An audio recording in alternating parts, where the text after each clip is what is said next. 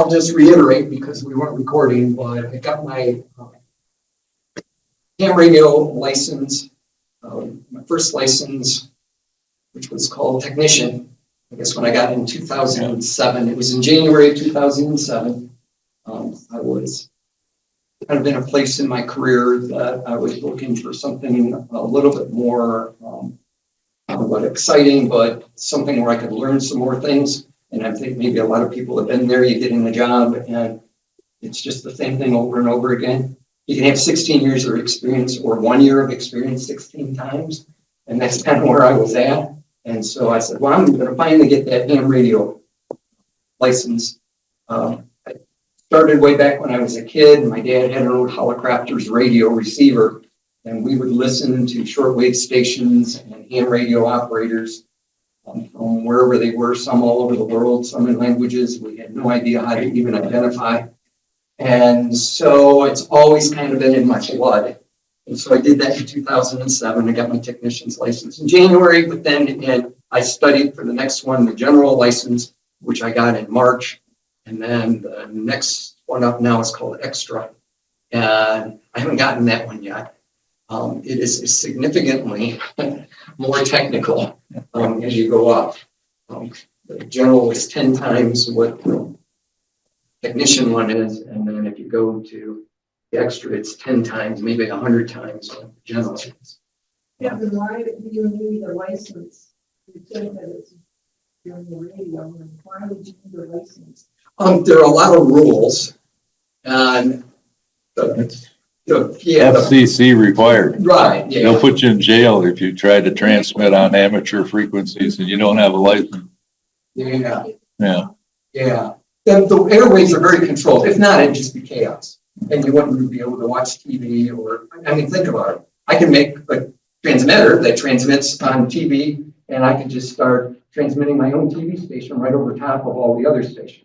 Of course, in Alpena, you mostly get everything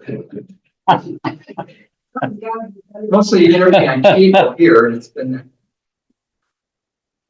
but radio stations the same. You know, I could quickly make blockers, and if I didn't like what a radio station was doing, then I could just block them. And you know, there's somebody, no matter what radio station it is, that's not going to like it, right? And they're going to block it. And so you start blocking that radio station, you could be in big trouble real quick. Yeah. All the radio frequencies from practically direct current to super microwaves are regulated by the Federal Communication Commission. It's all allocated various, like your TV channels. Those are all defined by FCC regulation. That's what he was describing. Yeah. I'll go through it. Okay, yeah, we're finish up. Just to let you know, kind of what we're going to go through. I'm going to use a very broad definition of radio hobby. This is why I can say that the cost ranges from very little to tens of thousands of dollars easily to get into it. And that's kind of what you were asking me about before. Well, don't you need all of this stuff? Need such a funny word. Right? I asked my students when I was teaching a math class, you know, do you need a cell phone? Oh, yeah, that's absolutely necessary. You need a cell phone. It's such a funny word. You don't need a cell phone. I don't need a cell phone. Sure comes in handy though, right? Cell phone comes in handy. We're going to talk about just receiving only and then transmitting and receiving. Okay, how I started was in receiving. What we recommend, I think most ham radio operators are told, listen before you move on to wanting to broadcast anything. Broadcast is really the wrong word, but we'll see that in a minute. Receive, listen, start using a radio. Everybody has radios, right? And I guess this is one where I should start. How many people today transmitted and received on a radio? Is there anybody besides you? You? Both, too? Using a radio is that? Yes, I'm saying using a radio. Do you transmit on your radio? No. Okay, so you just receive. Yeah, except for you use your cell phone, right? Right. That's a You radio. don't have a cell phone, okay. You don't have a cell phone, that's good for you. Yeah. Keep it up. like this is a radio, right? It's a transceiver that's transmitting and receiving. And that's what it's just become so ubiquitous. Is that the right word? So ubiquitous. I'm an engineer, not English major type person. I can do math much better than I can do English and speak language. Ubiquitous is a good word. Is that? Yeah. Okay. Thank you. Ubiquitous. They're ubiquitous, right? I open up my garage door and close my garage door. That's a radio transmitter, and there's a receiver inside my garage. I bet you she used one of those today. That could Garage door opener. Okay, so you did that. The other thing is Wi-Fi, right? In your, for my computer. Right. Right, I get on the internet at home. I have a little Wi-Fi. It used to all be Wi-Fi over here. Yeah, everything was hooked with cables. Well, not so much anymore. Used to be my printer was hooked to my computer. Not anymore. I don't even have a spot to hook a computer or a printer to my computer anymore because it's all airwaves, right? Everything's radio. Okay, so cost, complexity. There's turnkey things now. We were talking about that before we got started here. Yeah, ham radio shack in a box. It's a small radio, this big, these two radios together, and it can do about everything for you. You're still going to need an antenna, but turnkey, home built. A lot of people will home build equipment. I like playing with antennas. In my retirement, I'm studying antennas more and learning more about antennas. You can self-design. You can learn enough so that you can self-design stuff. I'm to the point in antennas that I'm learning all the theory behind them.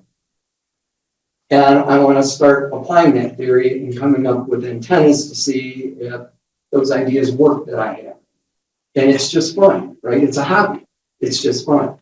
Can you do that with receiving only? Sure. And I recommend you do that, right? If you want to become a ham radio operator, get some sort of receiver and then make antennas for it. Do anything. You can make this hobby whatever you want. So it can be as simple to as complicated as you want. My degrees are in mechanical engineering. So I am an engineer, so the math doesn't bother me at all. But it's not electrical engineering. It's not electronics engineering. It's not radio frequency engineering. It's mechanical. So if you got gears and belts and, engines and motors, I can take care of that. This stuff is kind of all foreign to me when I start looking at it, but I think my background kind of helps me a little bit more. So I'm moving into this range and my career is over now and I'm retired. Time commitment is up to the user.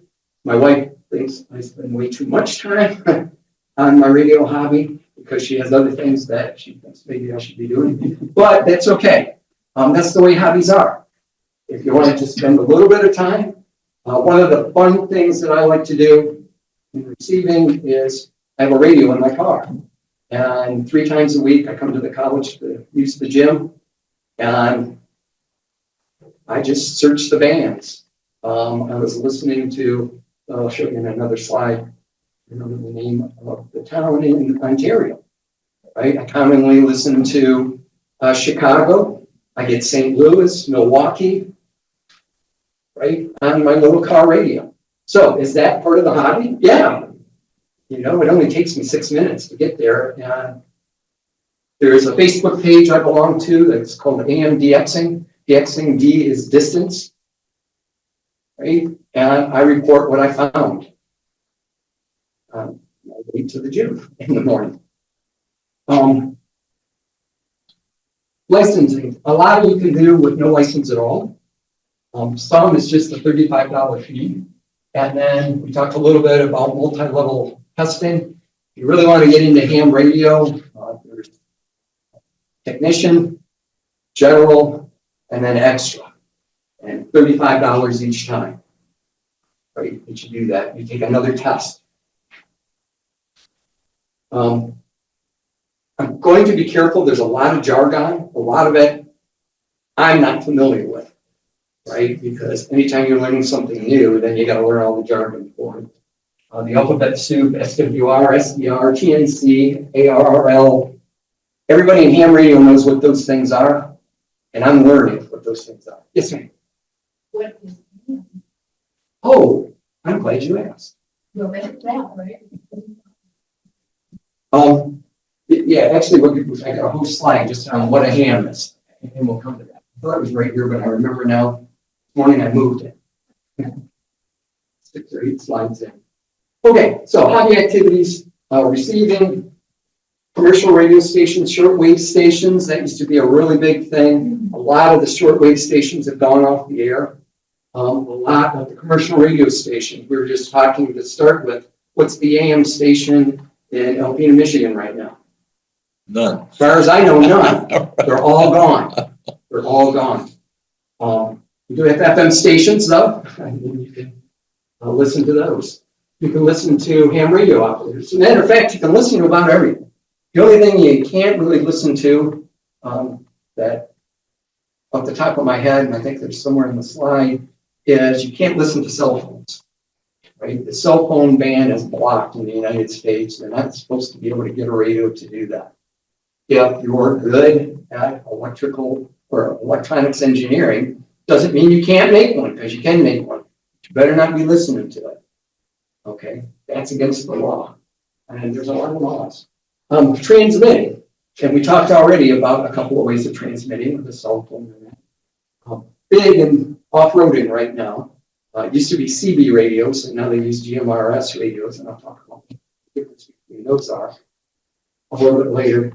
But if you're off-road with a group of people and somebody breaks down or gets stuck, they get on the radio and say, hey, everybody stop till we get this guy unstuck. Okay. Traveling, there's a thing called APRS, that's suit. And when you get to someone with your 2-meter radio, if you have APRS, you actually can bring a map up on your radio. There's an app for your phone. You can bring the map up on your phone and figure out where you're at and get a hold of a ham radio operator there and say, look, this is where it says, this is where I'm trying to go. How do I get there? And especially if you're in a city that you've never been to, it can come in very handy. And again, it will plot where you are, your radio, right? State of the light, direction finding. It knows exactly where you are and can put you on the map, right? Which is kind of cool. And hopefully it'll let me click on that link and I can show you that. And that's what I'll run this. Farming, hunting, fishing, local clubs. They have nets. What we do is we practice for when there's an emergency, and some of that information is about that. In an emergency, let's say we have a big ice storm and it knocks the power out, knocks the cell phone towers out. Very few people have a landline anymore, telephone. That could get knocked out too, because that's all on wires. How do you communicate? By radio. And these practice nets gets everybody used to that, so that if an emergency like that happens, we can get communication going. A lot of people say, that's why I'm interested in this, and it's one of my interests. In an emergency, how am I going to contact anyone? And I'm going to give you some hints on all the different things that you can do. I have a 2-meter radio. The club has a tower on Manning Hill, and they have backup power. I have backup power. I can call somebody. My neighbor has a heart attack. How do we get my neighbor help? I can use my 2-meter radio maybe to get a hold of someone. There are other ways to do that. Amateur radio emergency service. We're putting together a digital net now. I mentioned earlier, and most people probably didn't hear it, but I have a auditory processing disorder. I don't know if it's a disorder, but a problem. I don't process auditory signals like other people do. Okay, so I have a lot of time. As a teacher, I would have to listen very carefully and watch the person asking the question and read their lips and their body language to understand what they were saying. On radio, you can't do that. Okay, so my area of specialty is digital system. I brought my digital program that we can do a demo of. Do live demos, right? Let's do a demo of. Local event support to clubs where you have a marathon race You can be around with water stations and then they can call and say, hey, at station 6, I've got 2 bottles of water left. And then we can pick that up and send somebody out there. Rank queuing is what ham radios people call just talking to other people on the radio. You find somebody up in Goose Bay, Labrador, right, that's sitting there in the middle of winter and just looking for somebody to talk to. And maybe you can get them from here. Maybe you can't, depends on what the conditions are. Right? But that's a possibility. A QSL contest is you just get a hold of people all over the world, and a lot of them, this is a QSL card, to verify that you actually contacted them. And so they collect those QSL cards, which is kind of cool, right? If that's one of your interests. Radio controlled models. Have anybody ever used like a radio controlled car or boat or plane or seen it done? You can just go and get those at a hobby shop, right? There are special bands just for ham radios where we can use more powerful equipment. So one of the worries with planes is it gets out of range. Now it's gone.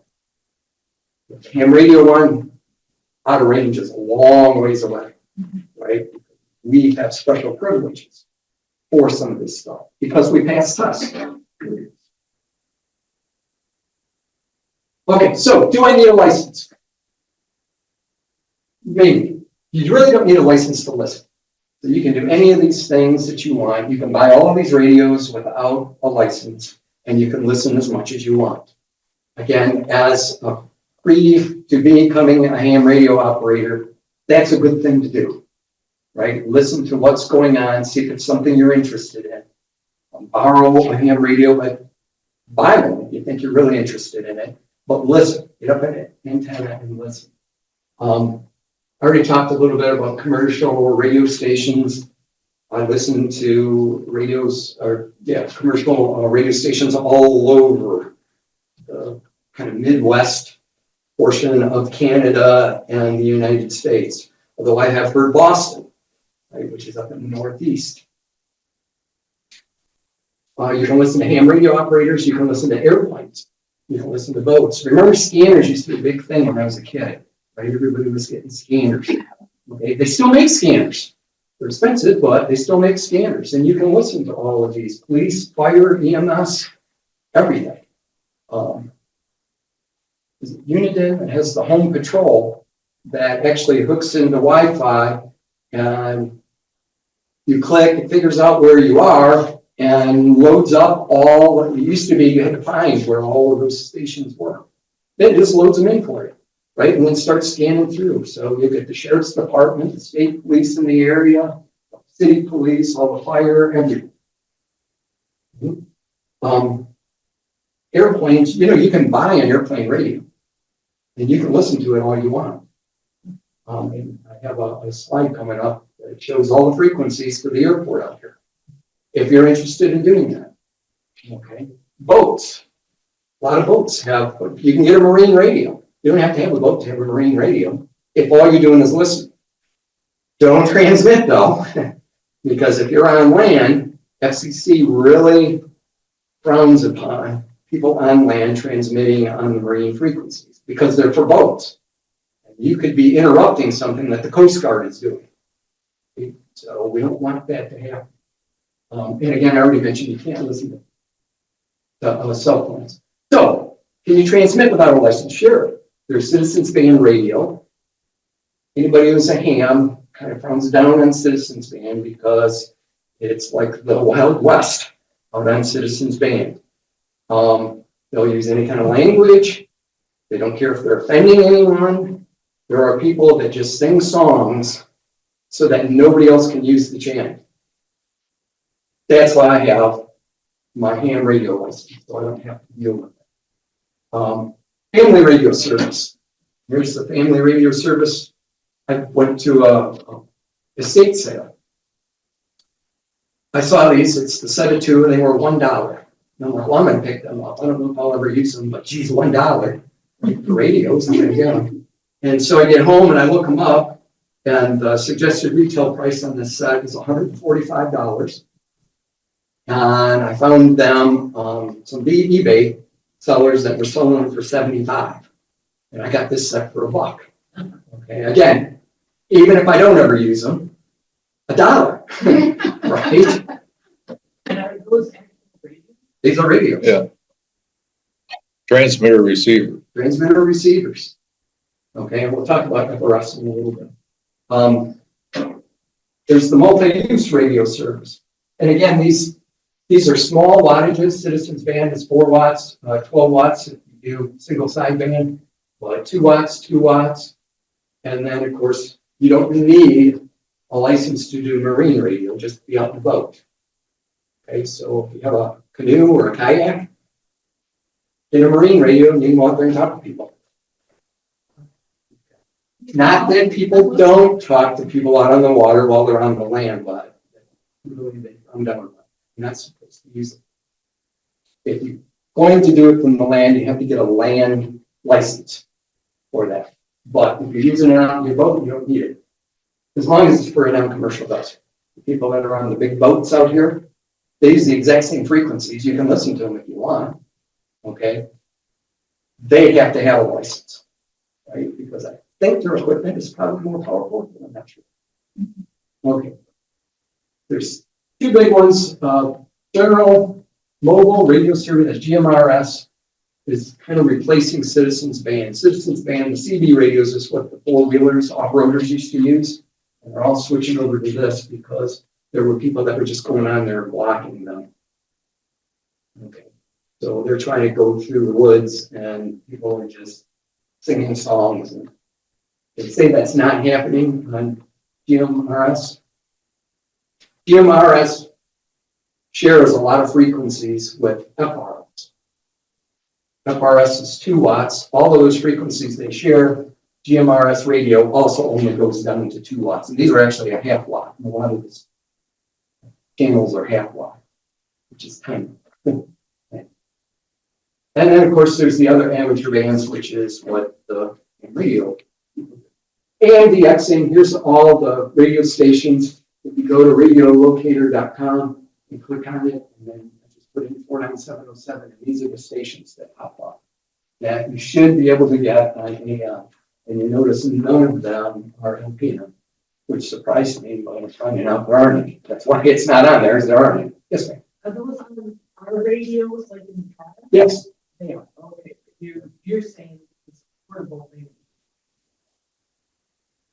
Your little radio. These just talk to each other. Ah. Or anybody else has this kind of radio. Those are on higher frequencies. This, if anybody remembers transistor radios, right? And again, I was hoping to get a station, but this is all I'm getting. This is actually an AM antenna. Notice how it makes it get better reception. At this point, static. In my house, I had set this up this morning. I had found a station, and you can barely hear it. And then I pull this together, and it would be like it was in your car, like broadcast. And even with the antenna. Not in here because of the building, I think is what it is. All right. One more question. Oh, yes, ma'am. Foreign radio. Mhm. Now that is defunded, what about, like radio from Iran, Egypt, those kinds of Yeah, that's shortwave, Okay. right, that you're going to get from here. And there are a lot of countries that still do that, right? I'm not saying it's gone, but there's a lot fewer than there used to be. Like when I was a teenager, I had a shortwave radio and it was just filled with stations. You could hear just all over the place. Now, not so much. When I just moved back to Michigan from Florida. When I was in Florida, I listened to Radio China all the time on my shortwave radio. Fortunately, it went kaput before I left, so I need to get a new shortwave radio. Go to Radio Reference, and I said, well, I want Michigan Civil Aviation, and it gave me everything for our airport, even military. Can you listen to the military stations? Yes, you can. Now, there are some secretive military stations that are encoded that, yeah, you can pick up a signal, but you can't tell what they're saying. All right, but any of these, they're telling me, right, you can hear them, right? You can get a hand, looks like a walkie-talkie kind of thing, a little bit bigger than this, that will get all of them. It's made for pilots, right? You can get it. You can actually get the one that's in a small private plane, but those are like very expensive because they do a lot of other stuff than just talk, right? They have radio locations so that you can, right, you can't see through all the clouds and rain and snowstorm to find where the airport is. You don't need that. All you need to do is listen to those. This radio is actually a very old transistor, and it has two settings, AM and aircraft. There's a little airplane on it. And I got it when I was getting my private pilot's license. And the guy that was teaching me, my instructor, I was having trouble understanding what they were saying over the radio. He says, go to Radio Shack, which doesn't exist anymore. Well, it does, but it's not the same thing.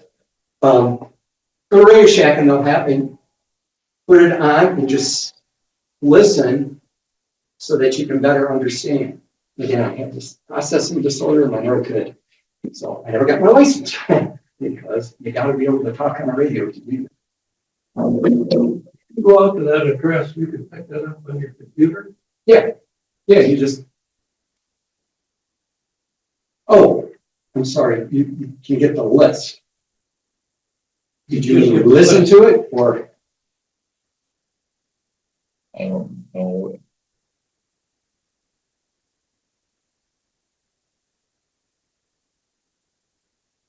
There are software radio programs you can buy that I don't know if they pick up off the internet or you have to have them connected to a receiver to do it. Yeah, and there's, I'm like talking way too much. I'm spending way too much time on each of these, but that's okay because you guys got good questions. But yeah, I get to that. This I just put in because this is one of the things that goes around on Facebook and all the ham radios, right? TV radio is 4 watts, unless you do sideband, 12, but it's about 4 miles range, okay?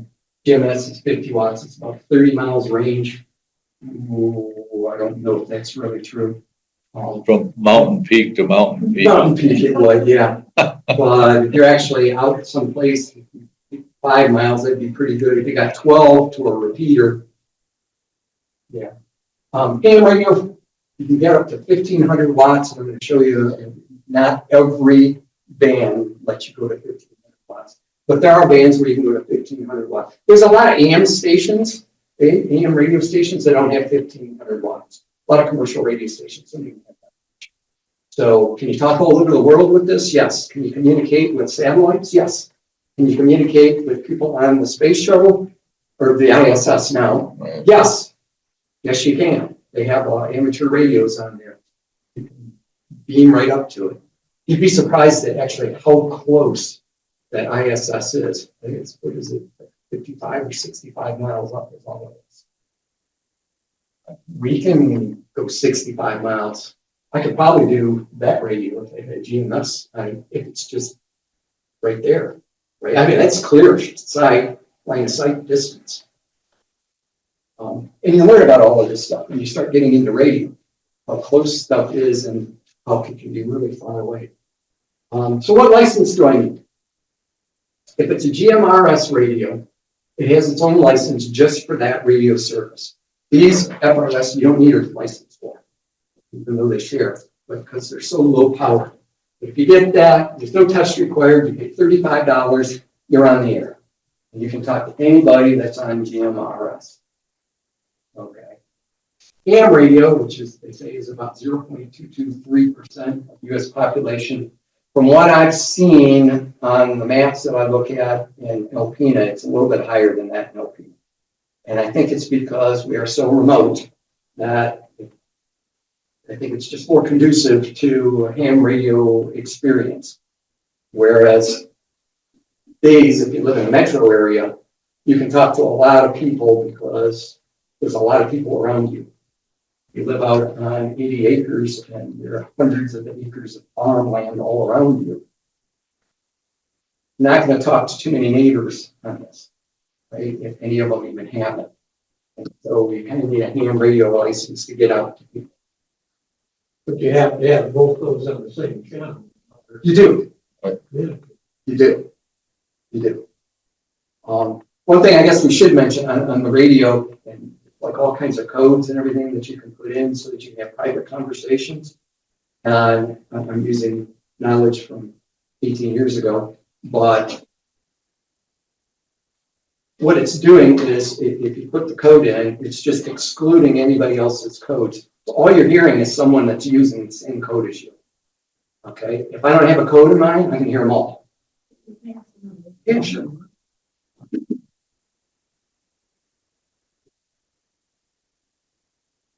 Yeah. Okay, I already talked about the different classes, the questions, 35 questions. Wait, how did I pass that test? Yeah, use them for the Durban, right? So that you can. How did I pass that? Online, I found there's tools. They publish these questions, right? They're not, right? I forget how many they publish, but say there's 300 questions that they choose from. They choose 35 of them to put on the test. Okay, so I went in and found all the answers to all of the questions. Okay, and then I found a website that publishes the questions with the answers. Okay, I learned a little bit more because I went and figured out what all the answers were. I went to the FCC website and talked to friends that were electrical people, later electronics people, and found. But there are services out there, and somewhere there's a test prep service.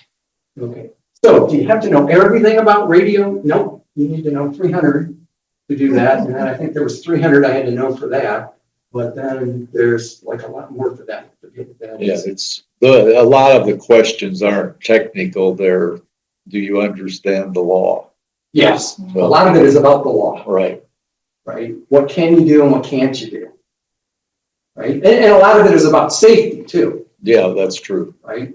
And you'll notice I didn't bring any ham radios in here with an antenna, okay? Because inside this building, if I fired off my ham radio with my antenna sitting right there, that's not good for human bodies.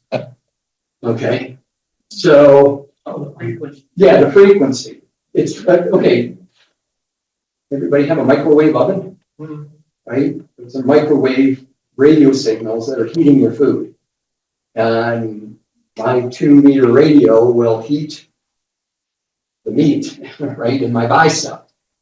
Along with my brain, which is why you kind of got to be careful, right? With these ones are only half a watt. What's your microwave? 1,500 to 3,000 watts. Right. Okay, well, we can have a 1,500 watt ham radio. Mine is only 50 watts, so we probably really wouldn't hurt anybody. But then I thought, you know what? College probably wouldn't like it that I'm bringing it in. I work at colleges, bring it into the classroom and start firing it off while all of the people who unknowingly are getting irradiated. Again, radio waves, I'm talking about personal opinion. Radio waves aren't nearly as bad as people think they are. You'll see all of these things. Oh my God, you can't have a Wi-Fi right in your house because you're going to get cancer from it. That's a different kind of radiation that gives you cancer. Unless you have 1,500 watts, it's right. You know what? It's like a sunburn. You don't. I forget now. That's how the guy discovered the microwave. He got a sunburn from standing too close to the microwave transmitter. Right. Back in the 50s. But I've had 3 or 4 cancerous things taken off of me because of sunburns that I got as a kid. I'm fair skinned. Well, you can't see now.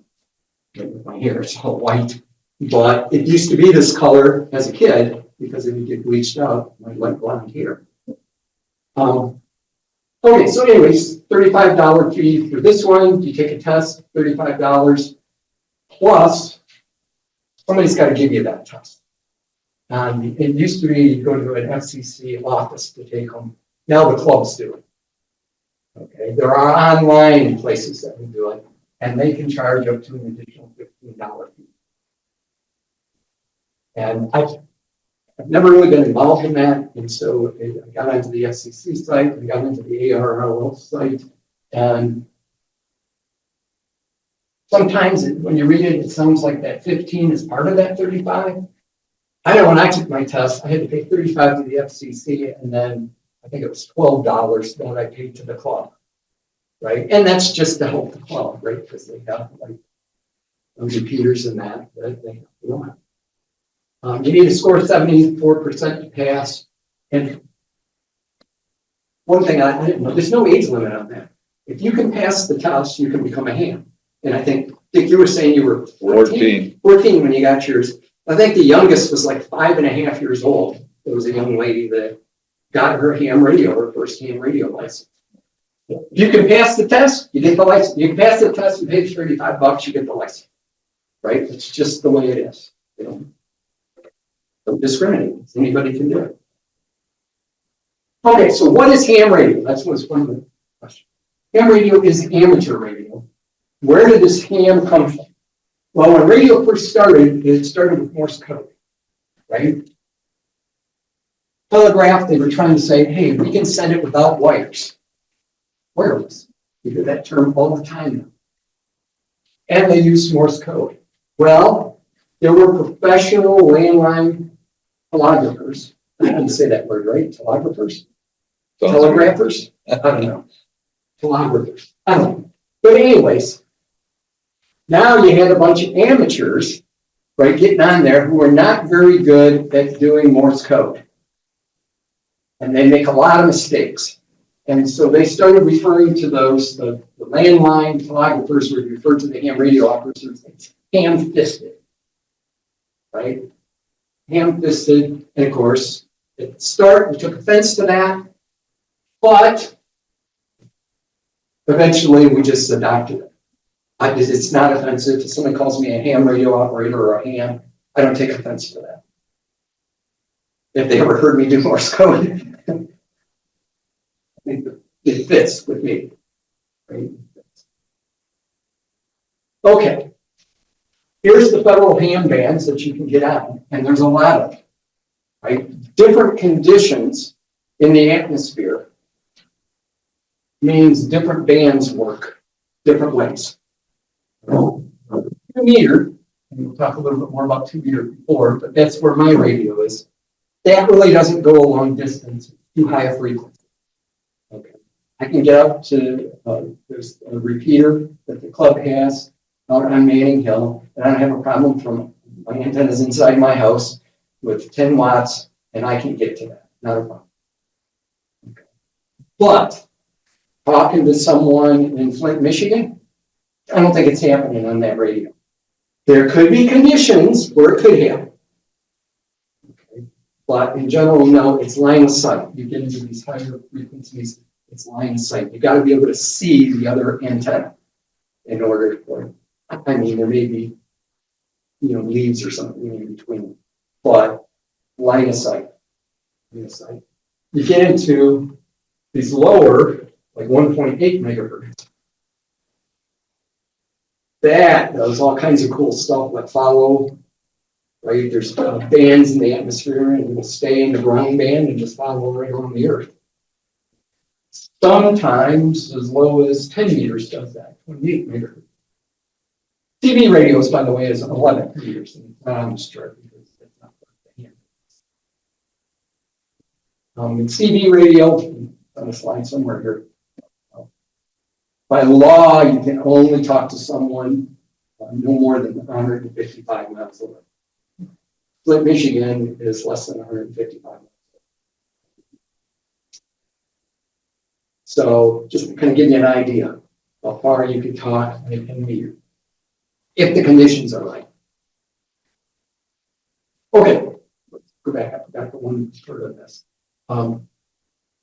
this is the law, right? Red is for data and green is for voice. Okay, you have to obey those. These are the different kinds of licenses that you get. And so I'm a general, so see that gap in there? I can't broadcast in that gap legally. My radio can, but I can't. So I have to keep track of that. If I'm on 20 meters, I got to keep track and make sure I don't move the wrong band. Okay, FCC doesn't follow any of that. They're not sitting there on that band with green. You know who does it? The guys with that license. Right? Because I'm not supposed to be on that band. We self-govern. Right? Ham radio operators, we take it very seriously and we self-govern. If someone's doing something illegally, we step in. Right? How do we do that? Well, we talk to them and tell them, hey, dude, you know, be friendly at first. You're on the wrong band. Be careful. If he says, yeah, well, stuff it, then we get a hold of the FCC. Right? And if they get enough reports, they're going to kneel down. He's probably giving his call sign, which we have to do. And call signs are on a website. You can go right to, right, put in anybody's call sign. It gives you their address. You can go right over to their house and have a conversation with them. Or you can send the FCC over to their house and have a conversation with them. And again, it's usually pretty friendly. It's not, you know, iron fist kind of stuff going on. Even if the FCC gets involved, they're going to give you a friendly reminder that you can't be in that band. And if you do it again, now they're listening, right? As are we. And you do it again, then you might get a $1,000 fine. And if you do it again, then you might get a $2,000. And they confiscate all your radio equipment. And again, if you have $6,000 in radio equipment, you don't want them to come take it away. So, CB radios. Do the truckers still use? Some truckers still use CB. Some of them are getting their ham radios and using 10 meters, or 12 meters, which is just on either side. A lot of them are using GMRS. But yes, they are. They are not nearly as many as they used to. Yeah, well, I used to have one when I traveled. Trucker. You could go to the truckers and find out when there's like an accident, Right. right? Situation. Google Maps works just as good. Huh? Google Maps work just as good. Well, You don't have to listen to the truckers all the time. from what I understand now, truckers are only, and I'm not a trucker, but my dad was, only if they need something, right? Why is this traffic slowing down? They'll flip their CB radio. It used to be you could get truckers. I lived out at the north end of Long Lake. And we'd take our CB radio and you could hear truckers going on 23 and you could talk to them. Right? That was just not uncommon. I don't know if you can do that. In Florida, it was really bad. There was a guy in Texas. And rumor had it, he had a 10,000 watt amplifier, and he was going on CB, which would not only ruin it on the channel he was on, but any channels anywhere near it. It just wiped them out. Okay, so I have a CB radio, but I never use it. And the only reason I had it is my son got it, so a friend of his gave it to him. And he's like, it's just a bunch of people swearing and cussing and starting fights with people. He's like, I'm just throwing this out. I'm like, well, give it to me. And it's sacrilege for me to throw a radio out unless it's just not working. Okay. The ARRL is the American Radio Relay League. And they're kind of like AARP is for retirees. ARRL is that for ham radio operators. So they get involved in legislation and they break down these frequencies, again, 2 meters, into, well, who should do what, right? Because if we as a club, spend all the money to put up an antenna and a receiver on Manning Hill, what we don't want is someone to come along, right? It's an FM repeater, someone on AM broadcasting at 1500 watts so that we can't use our repeater. Okay, so this is sort of a gentleman's agreement. If you don't follow this, and again, you don't need to know what all these things are, but FM repeaters are the orange ones. So if I'm doing AM or any other FM simplex, I don't do it on these, right? If I'm doing FM simplex, I'm doing it on these. If I'm doing digital, then I'm doing it in here. Okay. So that I don't interfere with anybody else. And it's actually the law, you can't interfere with other people. Which again, is kind of hard to. It is, but you can't interfere with other people. And so if you're interfering with other people, and how does the FCC know? Because other people are complaining that you're interfering. Right? Oh, Chandler's over there and he's got a 1500 watt, or, you know, he's using digital over FM on our repeater channel. And so now we can't use our repeater. FCC is going to take care of that. They're going to make a little busy. This is a small community. Everybody knows who I am on the radio. Everybody knows. And if they don't know, they can find out. Okay, so what can I transmit? It's really supposed to be only two-way communications. There's some exceptions like beacons, right? But you get a special. A beacon is just, I want to know if someone in Minnesota can get my 10-meter signal. So there's maybe a 10-meter beacon. So I find out on the internet where the 10-meter beacon is, and then I listen to see if I can hear it. Okay, and now I know if I can hear it, then they can probably hear me. Okay. So if I'm going to sit down on a Saturday evening and try to make contacts, what beacons can I hear? That's why I know that I can try to maybe find something. Particularly if I'm trying to find somebody. So you can do that, but you can't do broadcasts, you can't do music. People sometimes get the impression you get a ham radio license and you can get on the air and play your favorite songs. You can't do that. There are stories out there where you got to even be careful that if you have your radio on, right? It's kind of in Def Leppard, and you get on and start talking to somebody and they can hear the Def Leppard, that's a violation of that. You can't do that. You can't do that.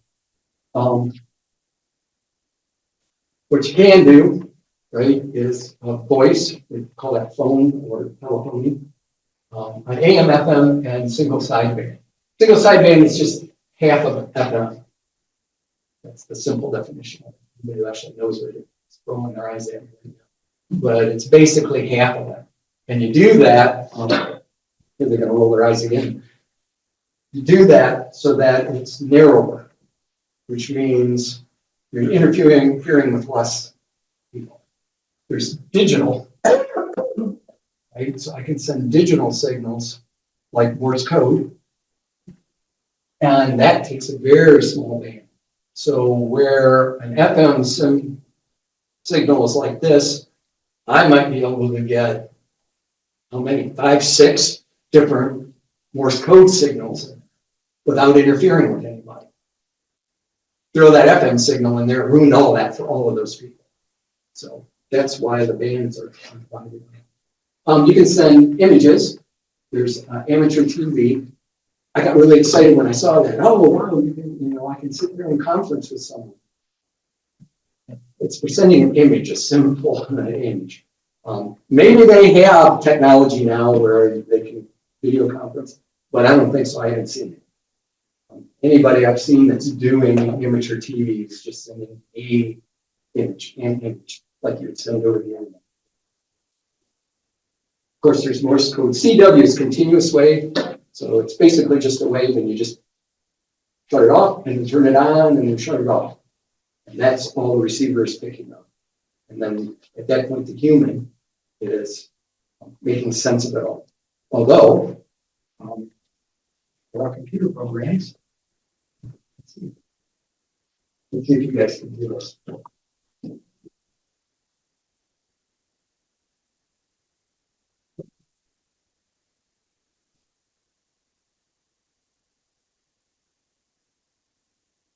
and it'll send it for you.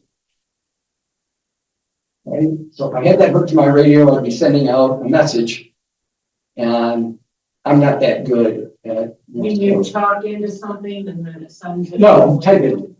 Oh. You just type it in. Oh, I see. This is a message that it's of course a macro, right? 'Cause it's a computer, and you click on the macro, and then it sends that out as Morse code. Okay, it'll send it out as the other stuff.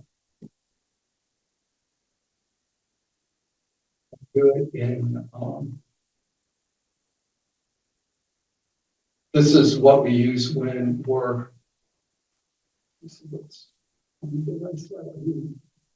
Okay, so this is the same one when we're practicing for emergency. Anybody who's had dial-up knows those, right? That was the exact same message. Remember how long it took on Morse code? That's much quicker. Although I can crank up, it'll let me put in how many words per minute. I think it goes to 100. I don't know anybody that, I think the world record is up around 100 somewhere. But so you can get a computer program to do that. And you say, yeah, but then I got to listen to it coming back. It takes in what's coming back in and then prints it out onto the screen for you. Right? RTTY is radio teletype. Okay, so if you remember back, we saw first federal, and we had a teletype, right? And so if somebody came in and made a deposit, we shoot it to Chicago, and then it would shoot back a message to us on the teletype. All right. Well, we can do radio teletype. I don't think anybody uses teletype anymore. Oh. Telegraph, I know, is gone, but I don't think teletype either, except for amateur radio people, right? You can send radio teletype. And I mean, it's kind of a small subgroup of the hobby that they just love radio teletype, and so that's what they do all of their communication in radio teletype. Again, I love the digital modes because I have so much trouble processing auditory. And so I let that do the processing in the auditory. I can read. And the other thing you can do is send position with GPS. So what do you need to do it? You need a receiver and you need a transmitter. Today, that used to be, those were two separate things. Today, it's a transceiver. This is a transceiver. It both sends and listens, right? CB radio is a transceiver. It can be a handheld, a mobile, or a base, right? Base is something big that maybe you can plug right into. Although I see now bases, they're making, you gotta get a power supply to hook to your base. And I was told that one of the reasons for that, number one, it's cheaper to make the radio. You can get one power supply and have dozens of radios that are all going to use that same power supply. Okay. The other thing is it makes a disconnect between the electrical system in your home and the radio. Okay. If you actually plug it in, apparently, although I'm sure they can make filters now, right? The technology is. But in any event, you can have handhelds, mobile and base, all for hand radio, right? I use a mobile as a base. Right? It's really made for a car, the one that I have. But it's sitting on top of our shelf upstairs, right in the little library. Scanners, again, still make scanners, you can get them. There are online radio receivers that you can control. There are places out there that you can go and you can get right on a receiver, control, a lot of them are for shortwave, and then listen to wherever that receiver is, whatever it is they're receiving. Okay. The power supply generally is a little transformer, is what we used to call them, power supplies. I have a switching power supply now, which used to be horrible, right, for radio because it would make so much interference in the radio, but again, they've got filters in them now. I don't hear it at all in my radio. The cheaper switching power supply. I also have a battery, right? It's one of these where you jump a car, right? I keep it plugged in all the time, especially in the winter. Go out to the Jeep, it won't start. put it on, start the car up. Guess what else I can do? It's the same voltage that I can plug this mobile that I'm using as a base into. And so if the power goes out in my house, I don't have to have my post like, I just go break that battery. I can start talking to people, finding out what's going on. Okay. You do have to have some sort of an antenna. You can buy antennas. The one on my 2-meter radio I bought, it's a J. There's all kinds of antennas that you can get. Yeah. You need some sort of microphone. This one has a microphone built in. When I bought my mobile, it has a microphone that comes with it. If you're going to do Morse code, you don't use the computer to do it. Some people get upset on Morse code if you use a computer like that because it's so perfect, right? There's no personality to it. And again, when you're doing actual Morse code, it's like a song that you're listening to. But anyways, you need a coding key, a paddle and a keyer. And then there's also all kinds of things on the computer. Echolink, the club's repeater up on Manning Hill. Get your license. You have to buy a radio? No. Just go on, get on the Echolink site, and you can talk over that repeater from your computer. And I've done that. Right? When I first got started, first call I made, right, when I was living in Leesburg, Florida, was from that repeater up on Manning Hill. And I talked to someone down in Black River. And he's like, where are you calling from? Right? He recognized that my call sign was from the southeast. I'm like, well, I'm in Leesburg, Florida. And he says, I see from the frequency, right? I was listening to the repeater, right? He always had his radio set on the repeater. So he must be using Echolink. I'm like, yep. He's like, well, why did you call, Alpena, Michigan? I'm like, I'm from Alpena, Michigan. I went to Alpena High, right? So we talked a little bit. Which is fun. There's software-defined radio. Looks like maybe a little bit bigger than this, but a dongle that goes into USB port. It's a place where an antenna comes out. And then your computer, right, does all the processing of the information that comes in. And then do you need a license for that? Yes. My dad was asking if you could do this on his computer. That one. Yes. Can you use it right away? You can listen. Or you can listen? Yeah. Okay. If you don't have a license, you can listen. Right? And I mean, they make them that are a lot cheaper that all they do is receive. As a matter of fact, I think I found one on Amazon that was $30. Right? You plug it in and put an antenna on it, and you get all the ham stations and police and everything. Yeah, you got to hook an antenna to it though, so you're gonna have to come up with some sort of an antenna. But they also sell antennas that will hook right now. I saw one of those, and it's like $15. You have to have the antenna. No, I mean you can hook a cord and put it outside. Put it up on your roof if you want.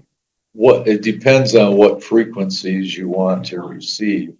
If you want to receive the 40 meter, 20 meter, stuff like that, you really need an outdoor antenna. Yeah. You want to listen to 2 meter. I used to, 2 meter, you can buy a handheld that has a antenna about that long, and you can talk on that. They're not nearly as good though. Oh, I agree. The outdoor antenna is the best. Yeah, the outdoor antenna is the best. I have an outdoor antenna, but it's sitting inside, right? Until I can get outside and get it up to something.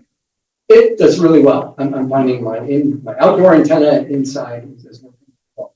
When I was a kid, just listening, my dad with this big Raptors radio, he just strung a wire up in the attic, right? And hooked a wire to it and put it down to the radio. We got all kinds of stuff. Now, if we had a nice outdoor antenna, which he always talked about doing, but we never did, we would have gotten a lot more. Right? And that's the only difference. It doesn't mean you can't do it. It just means you can do it better and do it better. And that's where, like in any hobby, where the money starts coming in, right? Because it's like, yeah, oh, well, So that's when I was out pacing out in my backyard, and my wife's like, she thought I was, planning out gardens and that. And I says, no, I'm planning out where I'm gonna put a ham radio. Right, I mean, maybe a big sky loop out here. It's gonna be 8 feet up, go all the way around the whole yard. And well, you can imagine what her face looked like when I told her that. Jam the shot. Yeah. There are ham radio simulators. It's like but you can actually get on and simulate it. So if you just want to try it out, there's one that I'll show you that you don't need a ham radio license. You just get on there and everybody is connected to it, right? You pick a frequency, anybody on that frequency, you can talk to them just as if you're on a ham radio. There's another one I'm going to show you that you actually have to have a ham radio license in order to do that. Okay, this is, where do you get all this equipment? There's all kinds. Right? eBay hasn't, just be careful on eBay. I'm starting to look at some. I found a radio, right? And it's like refurbished, just what I wanted. It was like $100 cheaper than what these people were selling it for. And then I got to looking at it because I always look at, well, who am I buying it from? Well, he was in Japan. And, 100% done thousands, tens of thousands of sales, 100%, 99.8% rating right, from the buyers, except for it's got to come through customs. Right. And so you may not save anything by getting that radio coming through customs. And you may never see it, as a matter of fact, especially with all the cutbacks that are going on in government. They may never even contact you that the thing showed up in San Diego or wherever it will come through from Japan. So just be careful. Just be careful of that. Yeah, I've sold and bought a lot of stuff on eBay, amateur radio stuff. So if it's in the States, it's works pretty good. Yeah. Plus, eBay has a policy, if you don't get it, they hold money so that you have to confirm you received it in good working order. Yeah. And you always found seller for your posting. When I sell it, I tip that. Or when you buy. Oh, typically you end up paying. Well, it depends on some people sell it with the shipping cost included. Other people don't. And you have to look at the site. And I've sold lots of stuff on eBay and bought stuff on eBay. I got into coin collecting at one point and bought a lot of coins. Right? You would think, geez, that would be really risky. But I always gave everybody that sold any coins to me 100%. Yeah, it was just reckless. I never had a problem. Over 20 years, I only had one person send me junk, and that was about 20 years ago. Yeah. Yeah. Okay, so it's going to be new, right? What the advice was to me is get on the 2-meter band. Got a 2-meter band radio. Give you some examples, but pretty good one is like $300. A really nice or a nice one is like $250. The kind of okay one you can get probably maybe less than $100. Okay. It's most used in local communications. So if your club is doing something and I'm getting involved with the emergency communications, we're doing it all on 2-meter radio. I'm using the same 2-meter radio that I bought 18 years ago. Can be handheld or mobile. There's the numbers right there. The Olenko is 170. This, I think, is the replacement to mine. It's just 275. You can get them more expensive, right? If they have the APRS on it, the GPS sensors and all that, it can be $600 for a radio like this. It's up to you, right? How much you want to spend. Yes, ma'am. I was just looking on Amazon here, like for my dad for the computer. It comes with Yep. But it's not suitable for HF reception. High frequency, that's like the Like all the ones that were on that big chart that I put up. Next, they have that chart over here. Okay. But this could be The ones on the right hand side, But this could be a play around. You can play around with all of these things. Well, I mean. Do that. 40-something. You can make a whole hobby just out of that radio. You absolutely could. Unless it's not what you want. It's not fun. There's the computer. Oh, this one has the stuff listed about where you can do all the different things. Be careful if you get a 10-meter band radio. A lot of the 10-meter band radios are DB radios, just changed to 10-meter bands. Okay, some of them are very good. A lot of them are not. A lot of them are not. They have these weird voice changers that CB radio people use. Yeah, you bet. Ham radio, what do ham radios think of those voice changers? Not too much. Not too much. A lesson. But you can get it, right? In the examples that are around $250, although I see this one now, some places go up to 300 or more.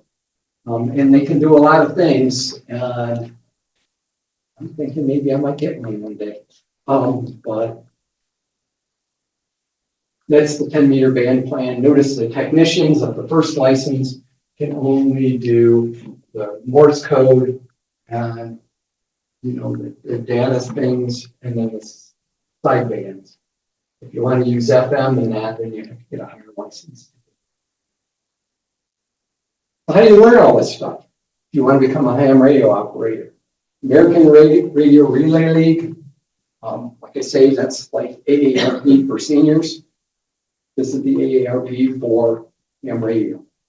And they have all kinds of help.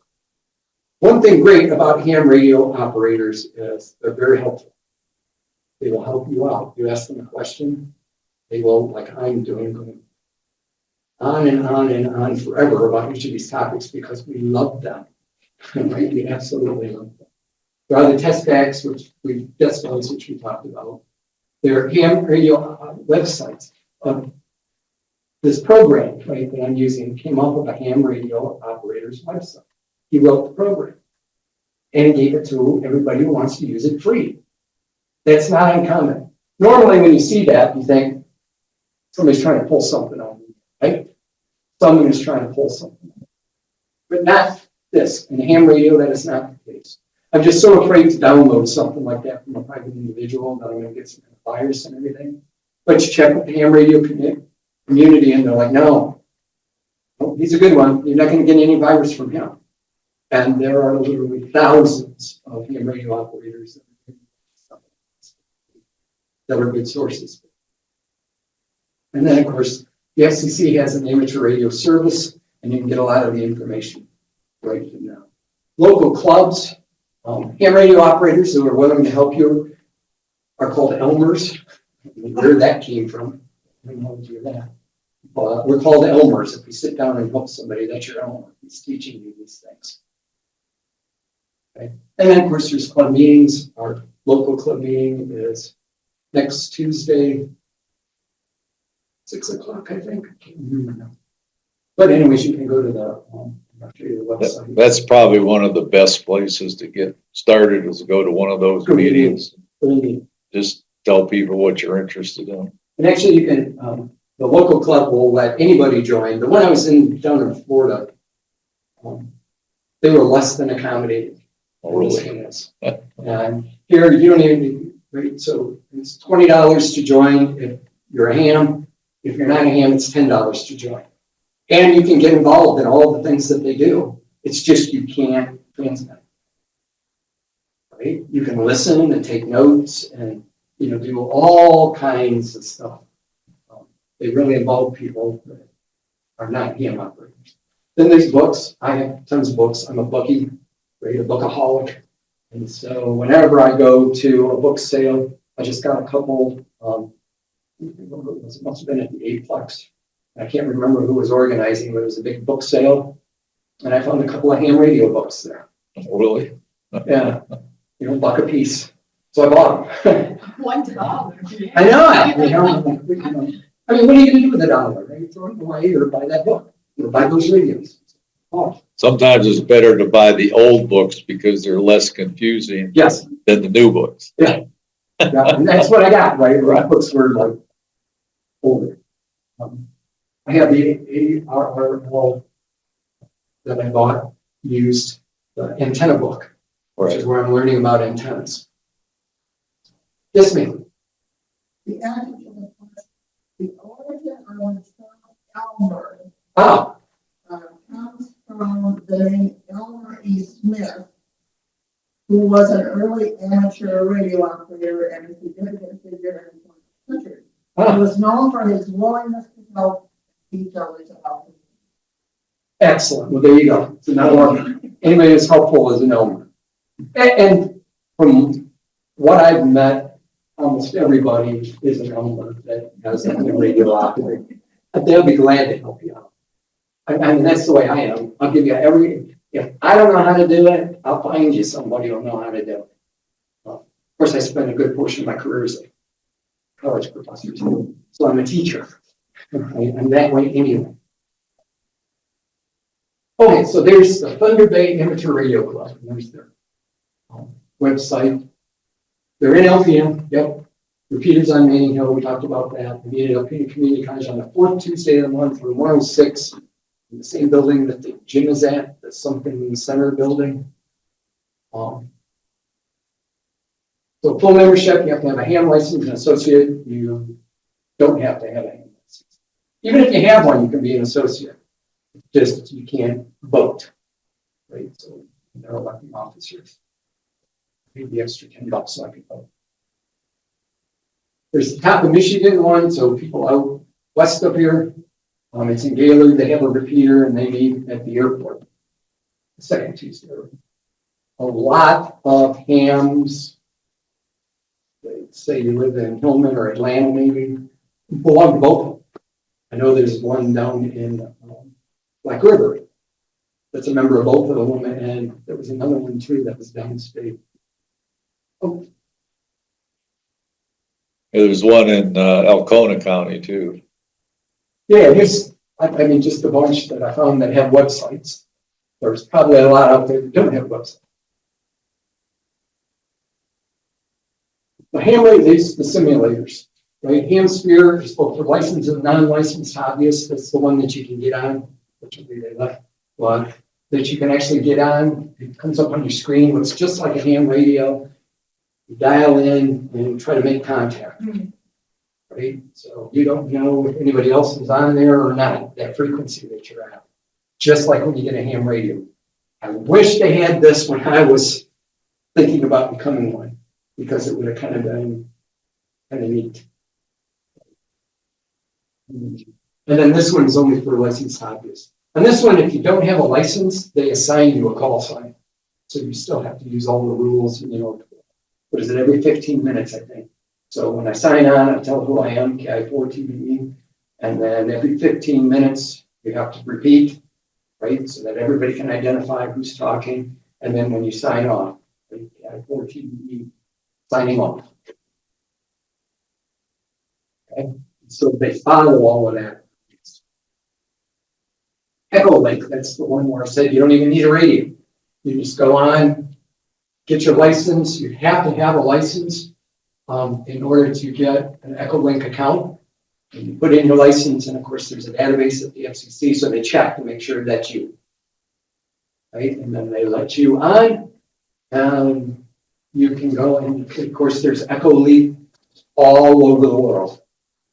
So if you want to talk all over the world and just use your computer to do it, and your ham radio license, you can do it that. Me, I mean, I did it, you know, just to try it, but to me, that takes some of the sport out of it, right? Because I want to be able to put an antenna up, right? Make an antenna myself, put it up, and then make a contact on that. To me, that's rewarding.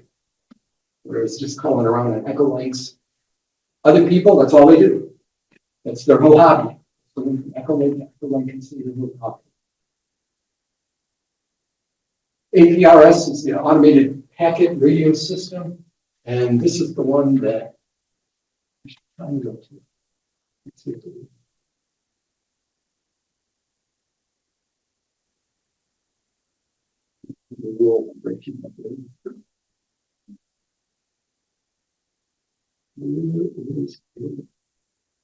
Yeah, how come it's not showing? Okay, I guess I won't show you that. Yeah, So I'll describe it, it's a map, and it has all these people. Do I need to click on something? It's not showing. Because I don't see that, I see this. yeah, it's hard. It's sometimes links don't work the way the system's set up sometimes Gotcha. very well. Okay, well, in any event, what was that rule at General Motors? Oh, that was it, you saw a flash on it. Don't do live demonstrations. Well, it's probably under maybe.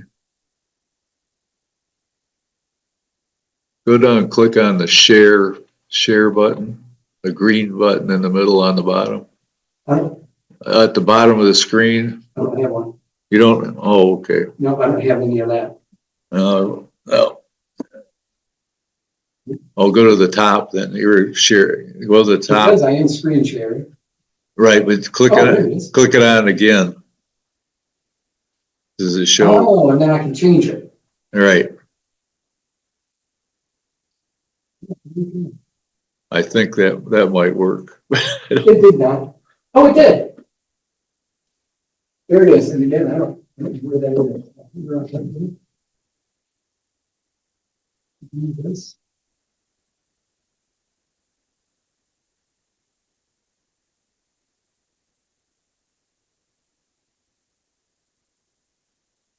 There it is. Oh, yeah.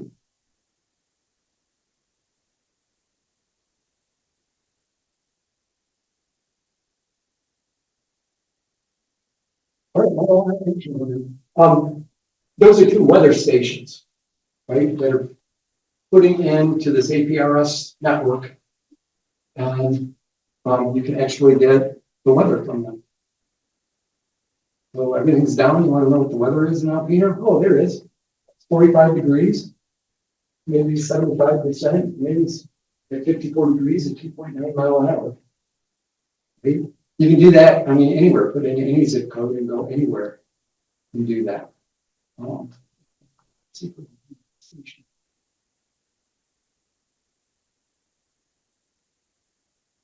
are the purple ones boats out in the water?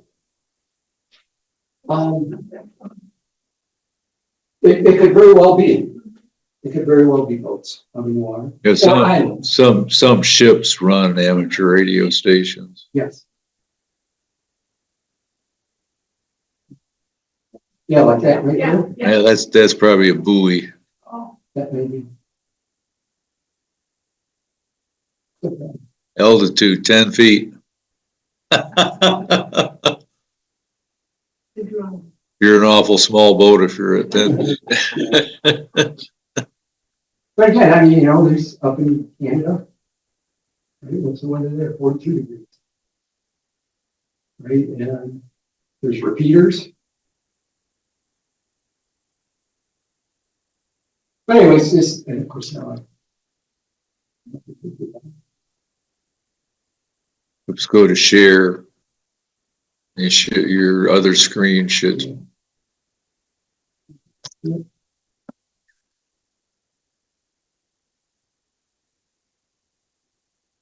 There you go. Now go back to from the beginning.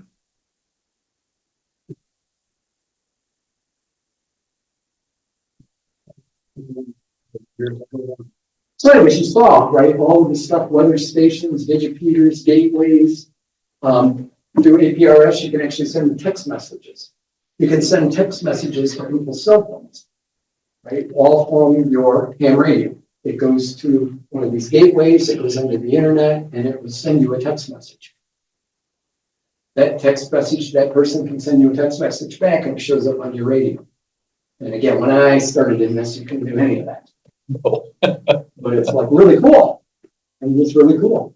In emergencies, that could be a lifesaver, right? You could get onto that if the repeaters and that, right, the gateways, it's going through the internet, so you gotta be careful, because if the internet's down, you can't send a text message to a phone. That's the end. So in conclusion, there's a lot, right? There's a lot you can do. Yes, ma'am. I've done it. I did. Yeah. I was in there. No, No. Oh, okay. what's the real old timers were they called the early amateur radio operators ham-fisted because their code was not as good as the professionals were.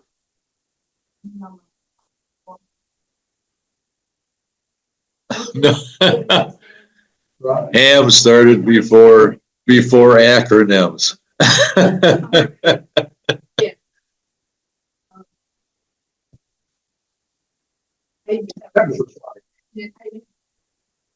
The small handhelds, the one that you got there.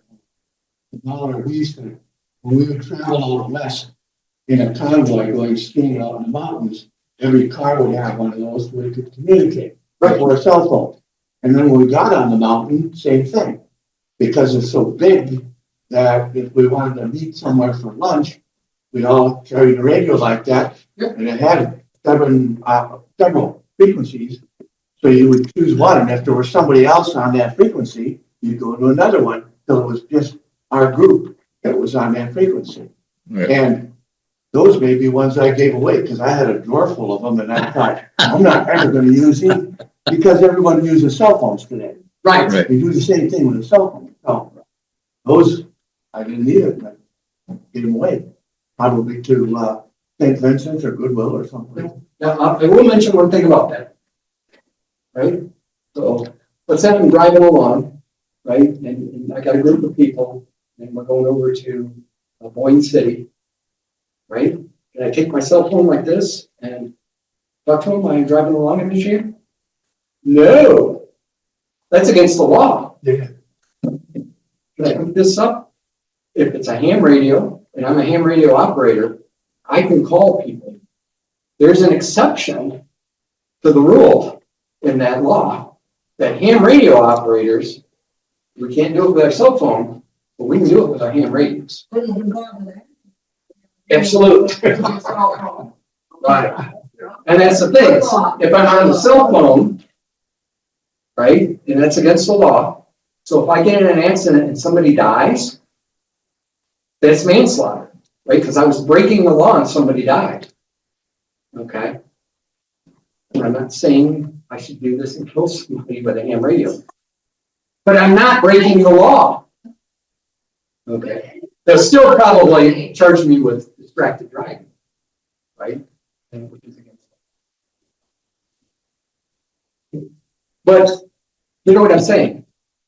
If you're in a situation and you're a ham radio operator and you're using your ham radio, there's some level of protection. That must be true. Radio operators too, but it's not against the law either. It is. On the CV. It is. I don't know. It is, because it's Well, not a license. DMRS, though, you can use because you have a license. Well, what about the Well, most of them have gone to the DMRS. head over the Yeah. boom mic deal. radio? Yeah, and then, Fox is it called? So you talk. Right, It's just like with your, Vox. yeah, you talk and it transmits. It'll Okay, cut. well, you can do that. Right? Yeah, if you can got- do that with a ham radio too. Right. It's generally preferred if you're driving to have the overhead mic with. You're right. Yeah. I mean, there's all kinds of things, ways to do it. Yeah. Right. And it's- used to, yeah. All right, any other questions? Thank you. Yeah. Well, the one thing you didn't talk about is what is a repeater? I did I? No. Okay, a repeater, right, it's just, it's a radio.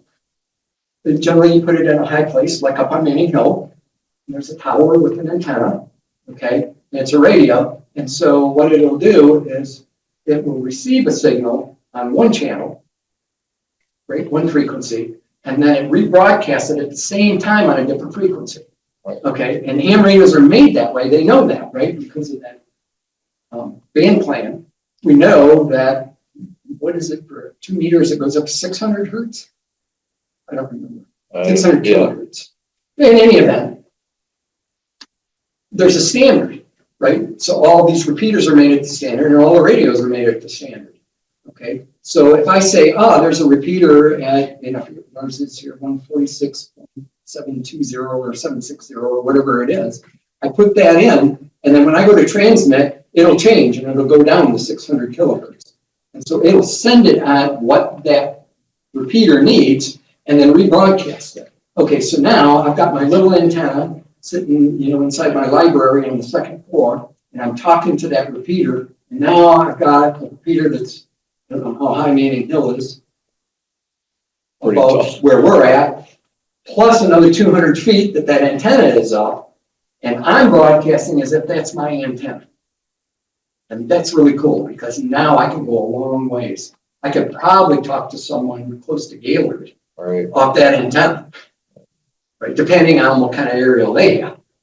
We used to have, when I was on ski patrol at the Highlands, which is about Harbor Springs, we all carried radios.